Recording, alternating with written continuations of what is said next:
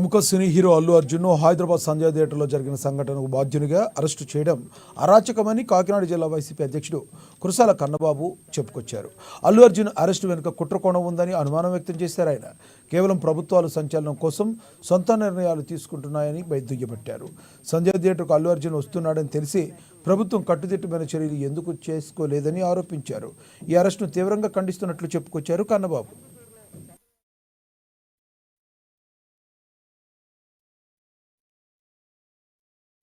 సంఘటన జరిగినందుకు తలదించుకుంటున్నాం అని కూడా చెప్పలేదు. ఎందుకు ఆ రోజు చంద్రబాబు నాయుడు గారి మీద మరి ఎందుకు చర్యలు తీసుకుని ఓకే, చంద్రబాబు నాయుడు గారి మీద చర్యలు తీసుకు అసలు ఆ బాధ్యులకి ఎవడో సంఘటనకి బాధ్యులు లేదా, అది కూడా ఓకే.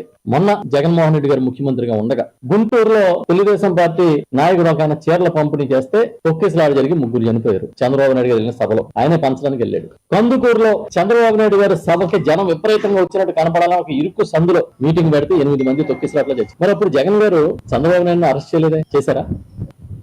ఇవి చూస్తూ ఉంటే అసలు నిజంగా ఈ తొక్కిసలాటలు ఏంటి, దీని గొడవ ఏంటి, ఇంతకుముందు ఎప్పుడైనా ఎక్కడ జరిగినాయా అని నేను కొంత ఇన్ఫర్మేషన్ తీసుకుంటే తొక్కిసలాటలు కొత్త కాదు, చనిపోవడం అనేది దురదృష్టకర సంఘటనలు కూడా జరిగినాయి. కానీ ఎక్కడా కూడా పలానా సెలబ్రిటీ వల్ల లేదంటే పలానా ఆధ్యాత్మిక కార్యక్రమం నిర్వాహకుల వల్ల జరిగిందని వాళ్ళు ఎవరిని అరెస్ట్ చేయలేదు. ఉదాహరణలు చెప్తాను. ఇంచుమించుగా నా దగ్గర కొన్ని సంఘటనలు చెప్పాలని చెప్తున్నా. 2004 ఏప్రిల్లో లక్నోలో ఉచిత చీరల పంపిణీ జరిగితే 21 మంది మహిళలు చనిపోయారు. 2005లో మహారాష్ట్రలో తొక్కిసలాట జరిగితే జనవరిలో ఒక గుడి దగ్గర 265 మంది చచ్చిపోయారు. 2005 డిసెంబర్లో 42 మంది వరద బాధితులు వస్తువుల పంపిణీ సందర్భంగా చనిపోవడం జరిగింది. 2008లో